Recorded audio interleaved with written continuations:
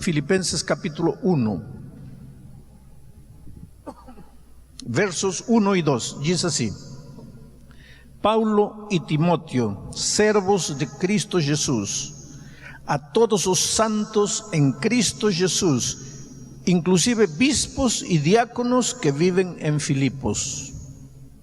Graça e paz a vosotros, de parte de Deus, nosso Pai, e do Senhor Jesus Cristo. Antes de continuar, quero lhes dizer uma coisa. Outro dia eu estava viajando com um jornalista famoso deste país, muito conhecido na televisão. Estávamos indo de São Paulo para Brasília, ele estava sentado ao meu lado, começamos a conversar, e eu me identifiquei como pastor, e ele me fez uma pergunta, porque ele é ateu, e ele não esconde o fato de ser ateu, não acredita em Deus, não acredita no diabo, não acredita em nada, não acredita na Bíblia. E ele me disse: como um livro tão antigo, porque este livro tem séculos, sim, claro, como um livro tão antigo pode ter alguma relevância para a gente que vive hoje? Porque quando os que escreveram a Bíblia escreveram, usavam sandália, usavam túnica, cabelo comprido, barba, não existia nada, não existia telefone, não existia internet, não havia computador, não havia iPad. Então, como um livro tão antigo pode servir hoje? E tem muita gente que se pergunta isso. E eu acho que essa pergunta existe porque nós, os pastores, às vezes somos os culpados, nós, os pregadores. Porque nós pregamos, às vezes, a Bíblia como uma linda exposição de verdades. E nada mais. Mas a Bíblia não tem como objetivo expor verdades. Volto a repetir, a Bíblia é o manual da felicidade. A Bíblia é uma carta de amor que Deus te escreveu para você ser feliz. Então você tem que tomar o texto bíblico e trazer do texto bíblico antigo as lições práticas que funcionam hoje. Agora, pergunte: como um livro tão antigo pode servir para o ser humano de hoje? A cultura mudou, a comida mudou, a roupa mudou. Como pode servir? Pode servir. E sabe por quê? Porque a cultura mudou, a comida mudou, a roupa mudou, muita coisa mudou, a tecnologia mudou, mas o ser humano não mudou. O ser humano dos tempos bíblicos, os medos do ser humano dos tempos bíblicos, continuam sendo os medos do ser humano de nossos tempos.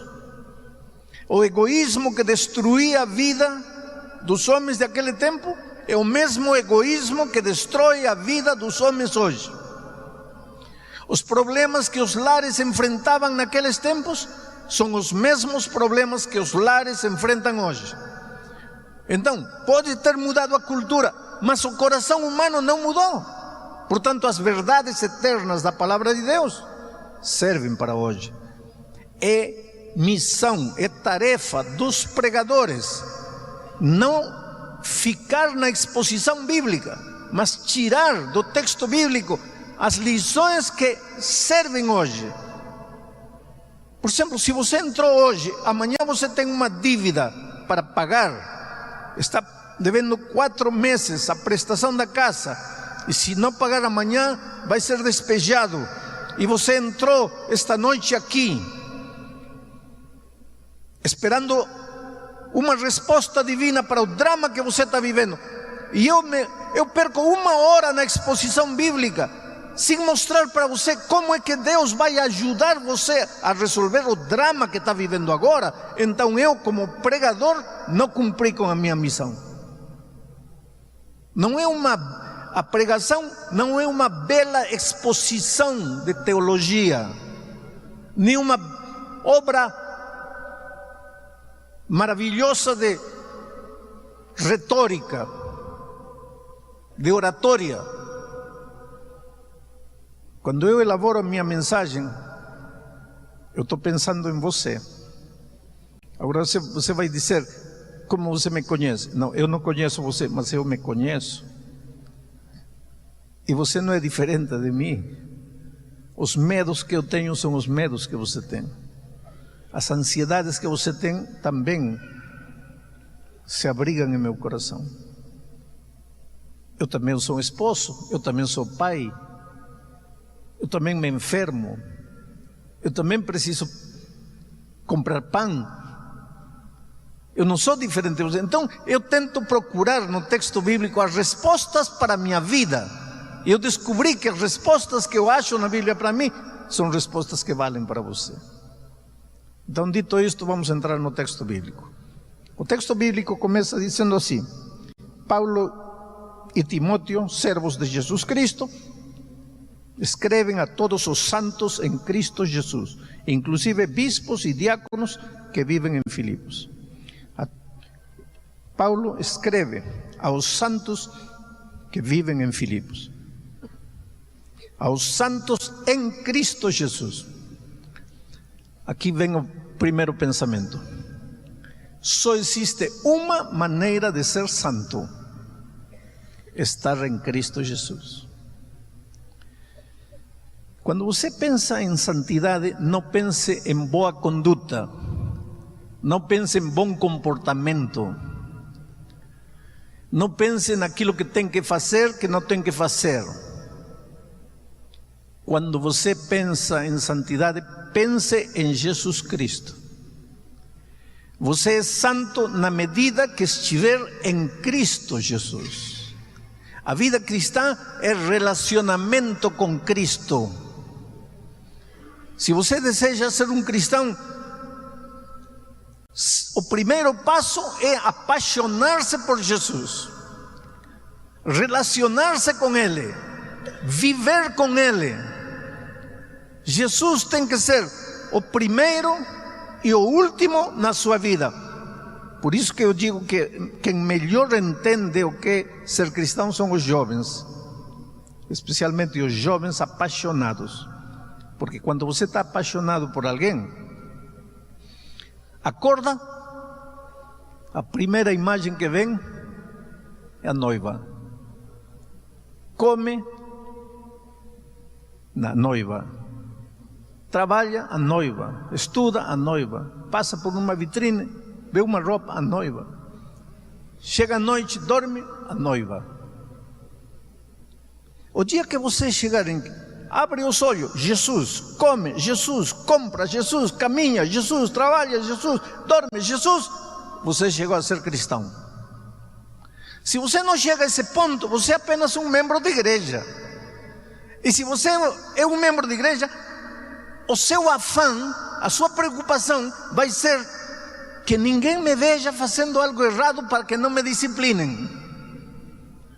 Mas se você está apaixonado por Jesus, você não vai viver em função dos seres humanos, você vai viver em função de um amor maravilhoso.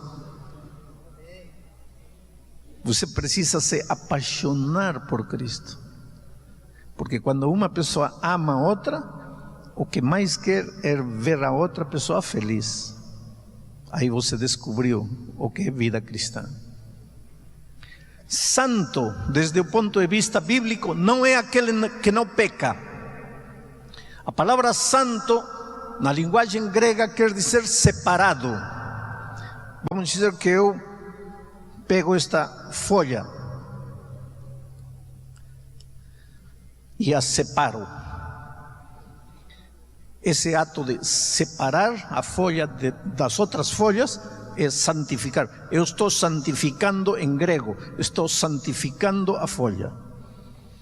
Esta folha é santa, que quer dizer, foi separada das outras. Aqui está,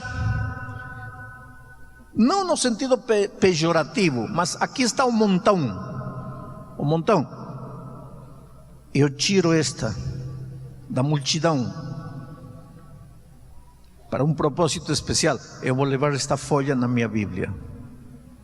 Eu santifiquei a folha.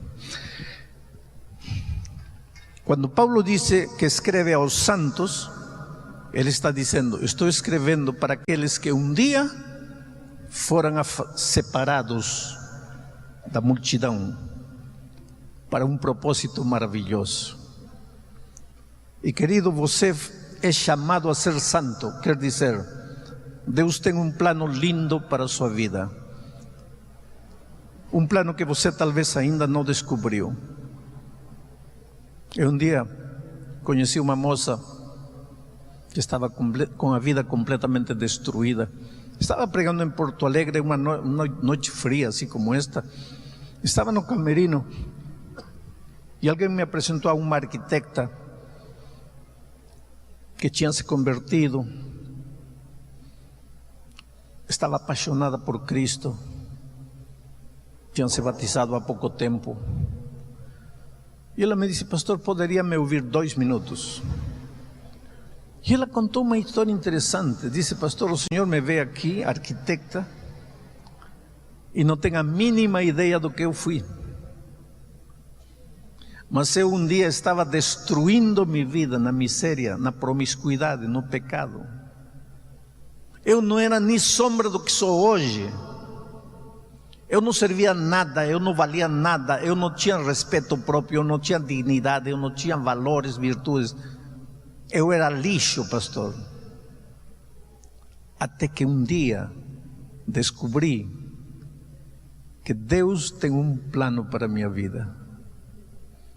E eu vivia como vivia porque eu não sabia para que vim ao mundo, o que faço nesta terra, para que nasci. E o dia que eu descobri que eu vim para este mundo com um plano maravilhoso de Deus para mim, esse dia tive vergonha de continuar no lixo e saí de lá. Agora ela é santa, quer dizer, separada da multidão, para um propósito nobre.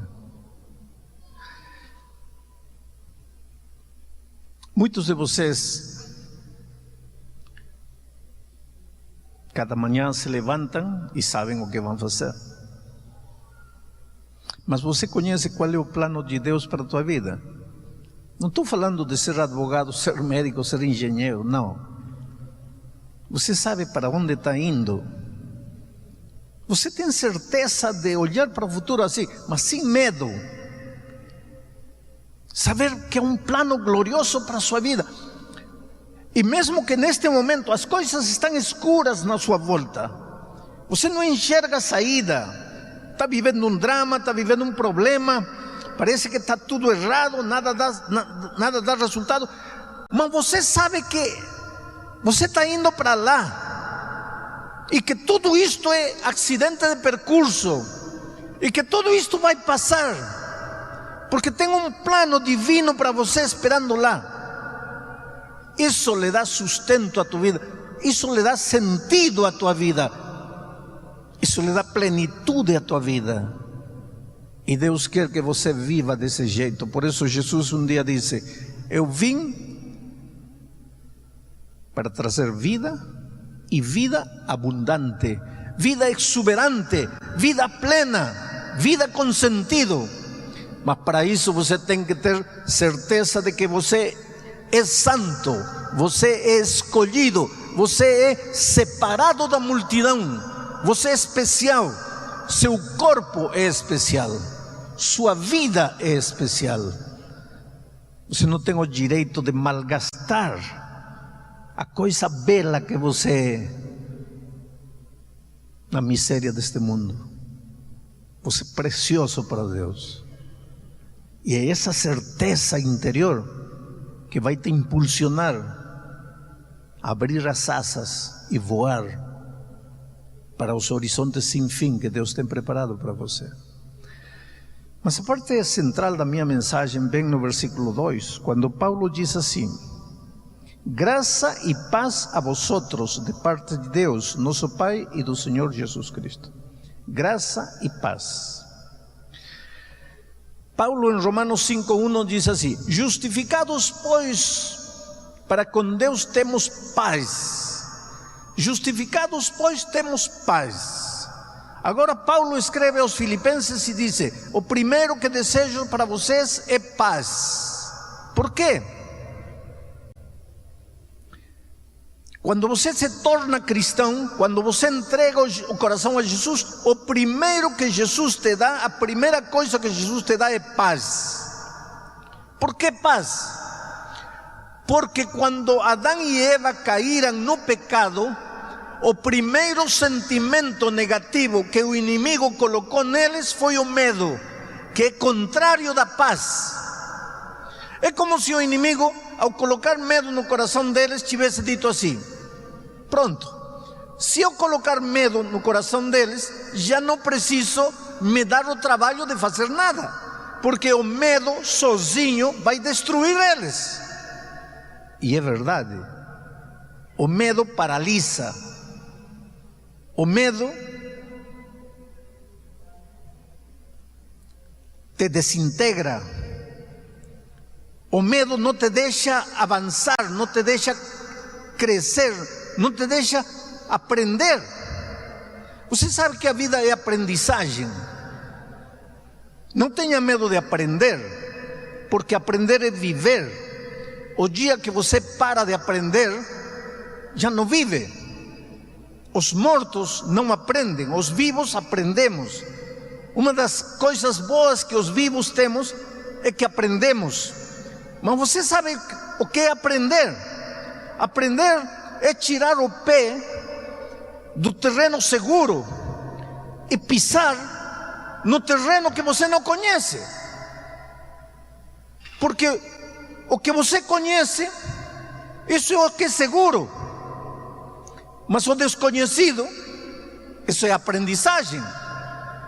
Eu vou conquistar nova terra, eu vou entrar num território que não conheço, eu vou aprender. Por que o ser humano não quer aprender? Por que tem medo de aprender? Porque aprender é doloroso, porque aprender é arriscado, porque aprender é mergulhar em águas profundas e desconhecidas. Porém, aprender é viver. E se você não aprende, não vive. Ou vive limitadamente, não vive a vida exuberante.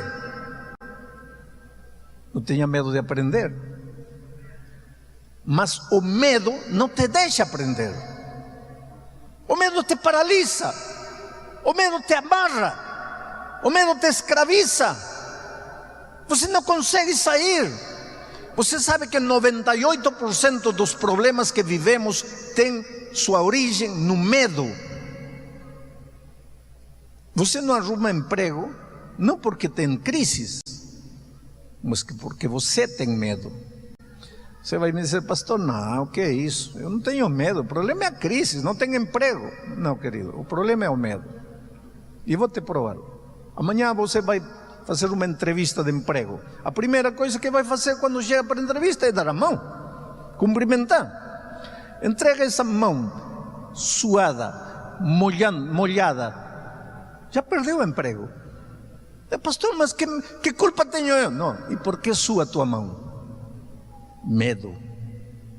Você sabe que tem gente que vive com medo, medo da própria vida. Você sabe que tem gente que não se sente digna de viver, caminha pela vida como se o mundo todo lhe estivesse fazendo um favor. Eu te digo uma coisa: quando você arruma emprego, o que o patrão vai te dar cada final de mês? Dinheiro. E em troca desse dinheiro que ele vai te dar uma vez por mês, o que você vai dar para ele 30 dias por mês? Vida. Seu talento, sua força, sua energia, suas ideias. E o que o patrão vai te dar? Dinheiro.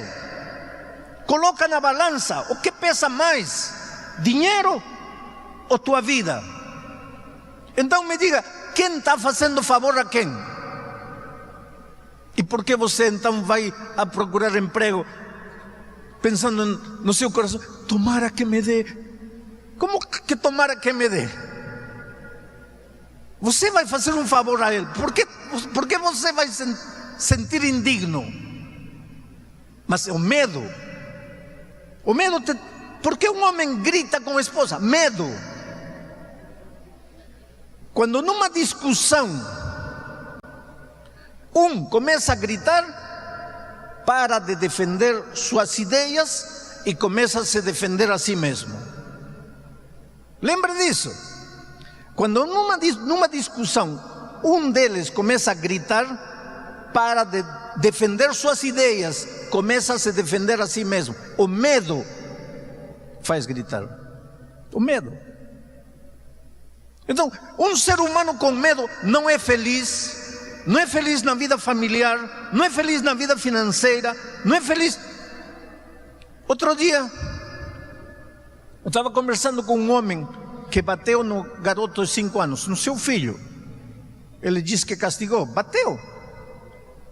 Só que depois de bater, ele descobriu que ele estava errado e o filho de 5 anos tinha razão. E ele veio falar comigo porque todo mundo dizia para ele: pede perdão a teu filho. Mas ele disse: se eu pedir perdão, perco a autoridade. Tem medo de quê? De dizer que um garoto de 5 anos, nesse quesito, sabe mais do que você de 40 anos. Você, como patrão, tem medo de dizer que o faxineiro, nesse item que estavam discutindo, está certo, e você, como patrão com doutorado na Harvard, está errado. Medo de quê? Você sabe que a vida está cheia de medo. É o medo que estraga os relacionamentos, estraga os casamentos, estraga as amizades, estraga as relações laborais. É o medo que arruina a vida financeira. Medo. Como o medo pode arruinar a vida financeira? Tem gente que abre o guarda-sapato e diz assim: não tenho sapato. 40 pares aí. Não tenho sapato. E esses 40, não, mas que nenhum deles combina com a roupa que tenho. Tem gente que, para ir à igreja, abre o guarda-roupa. Não tenho roupa. 20 vestidos aí. Não, mas que já me viram com esse. E qual é o problema que te vejam por segunda vez com esse? Medo. Medo de quê? Que pensem que não tenho dinheiro para comprar outra roupa. Você já viu que você vive em função do medo? E aí tira o cartão de crédito, e quando chega a hora de pagar, você está sorrindo, mas me diz se a vida não é isso. Agora, quando você entrega o coração a Jesus, o primeiro que Ele faz é colocar paz em teu coração. Expulsa o medo e coloca paz. Agora, com paz no coração, você vai. Qual é o problema se já me viram com esta roupa? Qual é o problema? Já não tenho medo. Por que tenho que gritar? Já não tenho medo. Por que tenho que mostrar que sempre estou com a razão? Só porque tenho um doutorado? Não, se acabou o medo. E quando se acabou o medo, a vida se facilita.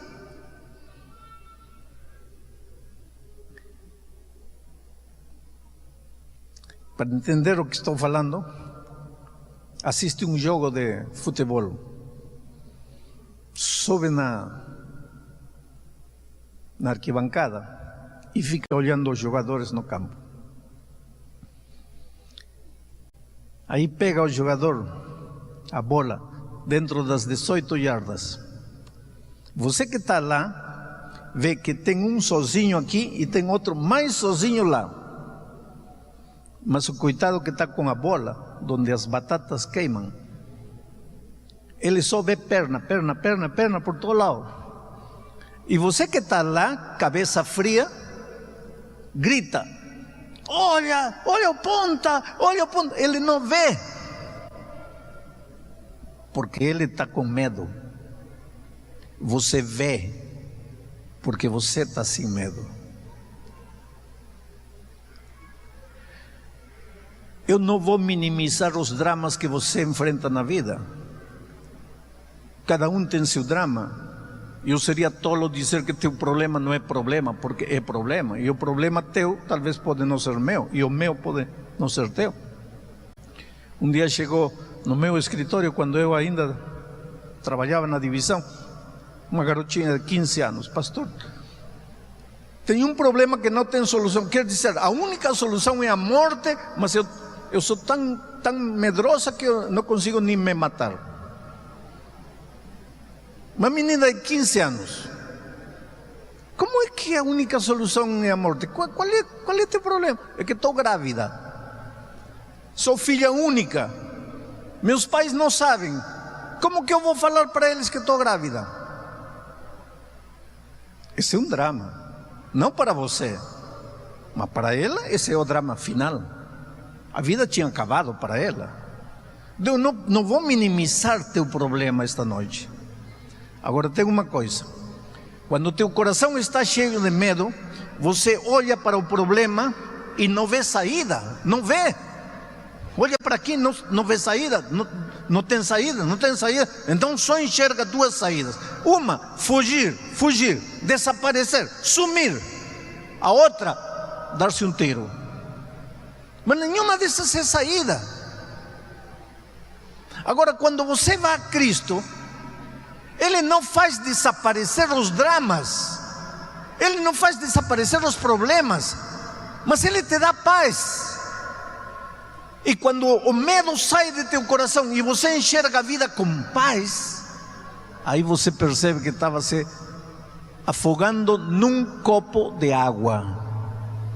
Você já pensou o que quer dizer a expressão afogar-se num copo de água? Querido, afogue-se no mar, afogue-se na lagoa, afogue-se na piscina, afogue-se no rio, afogue-se no chuveiro, afogue-se na tina, mas num copo de água.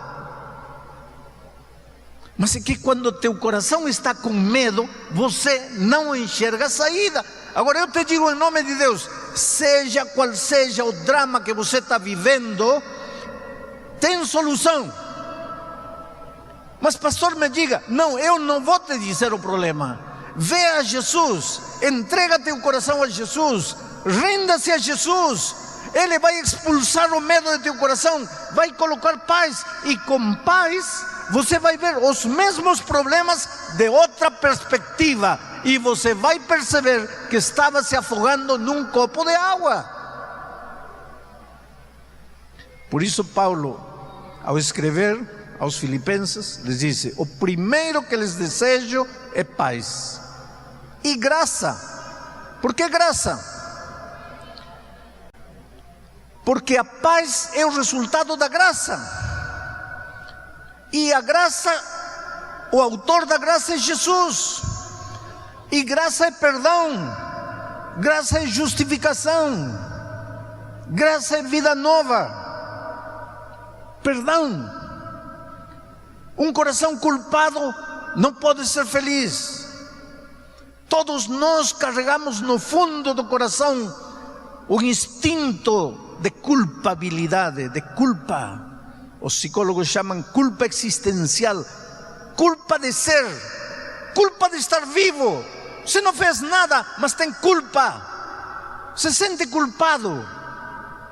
Quero fazer uma experiência, olha para qualquer um e olha assim sério e fala: olha, quero falar um minuto contigo depois de terminar a reunião.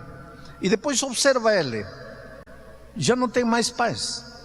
Você vai ver ele todo nervoso. Ele não fez nada, mas ele começa a pensar: que terei feito? Por que quer falar comigo? Mas não fez nada. E por que se sente culpado? Os psicólogos chamam a isso culpa existencial.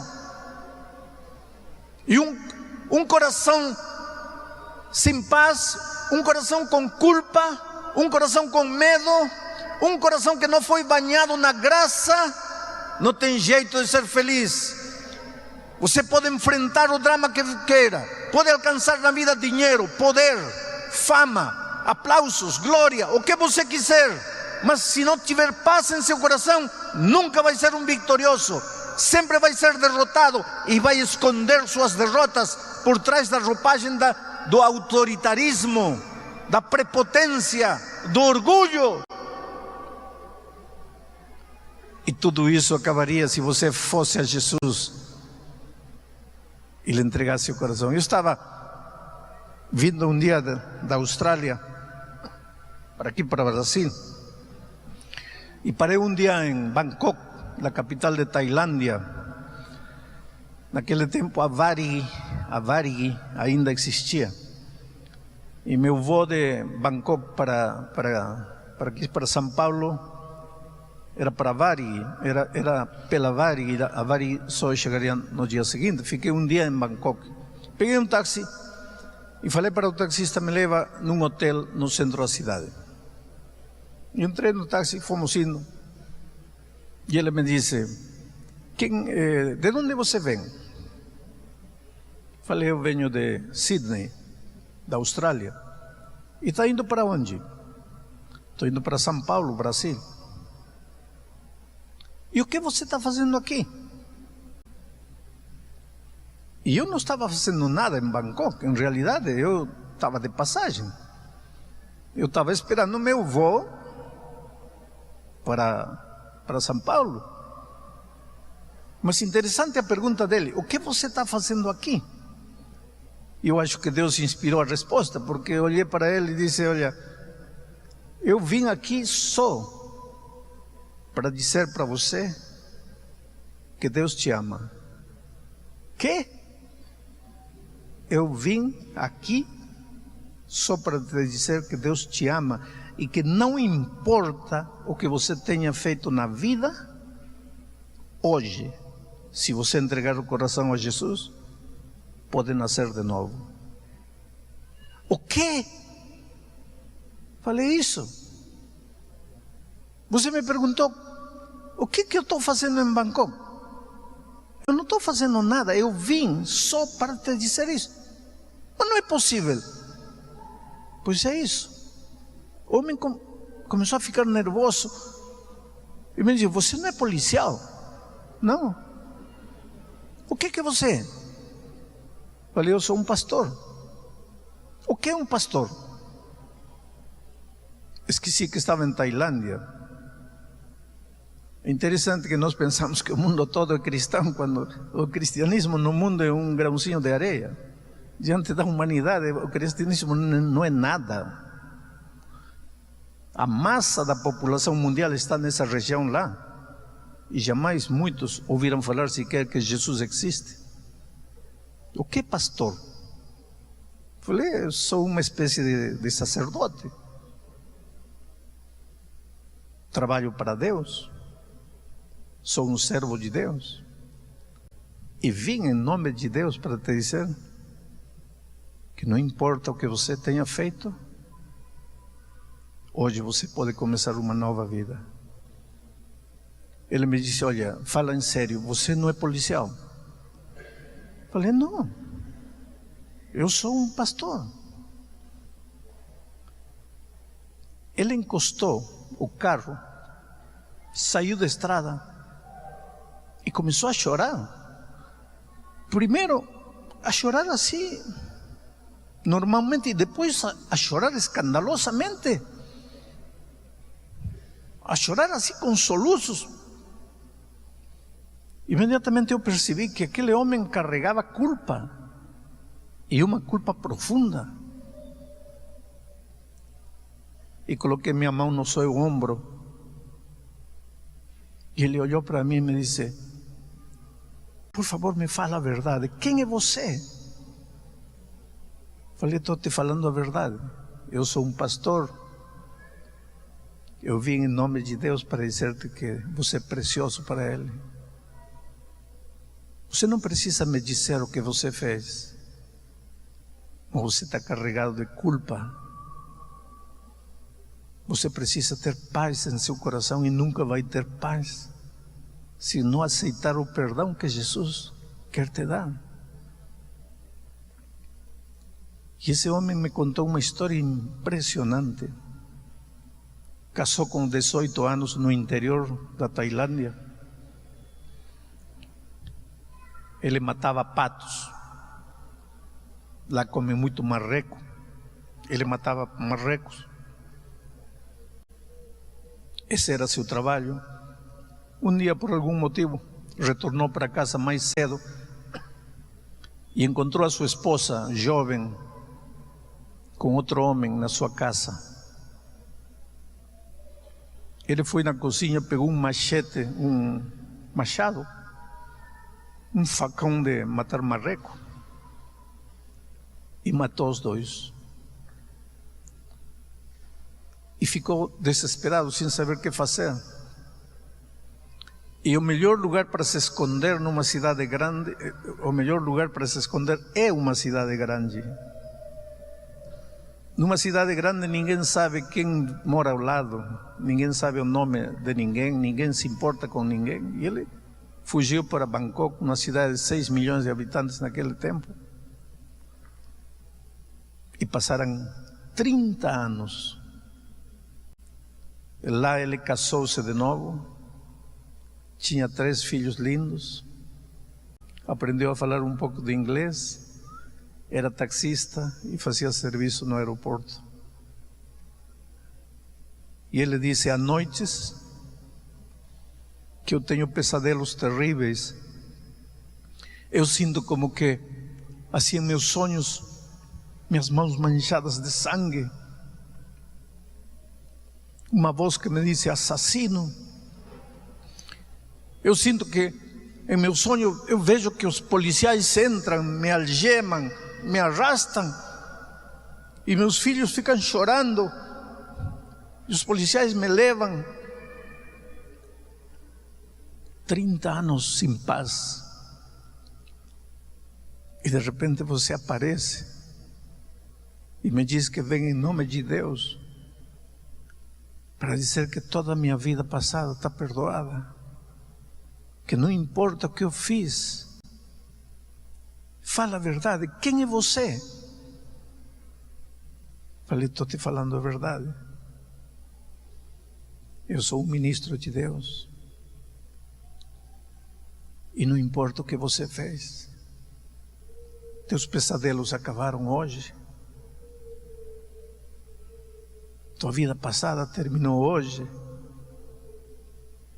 O que preciso fazer? Nada. Porque é graça, é grátis, não se paga nada.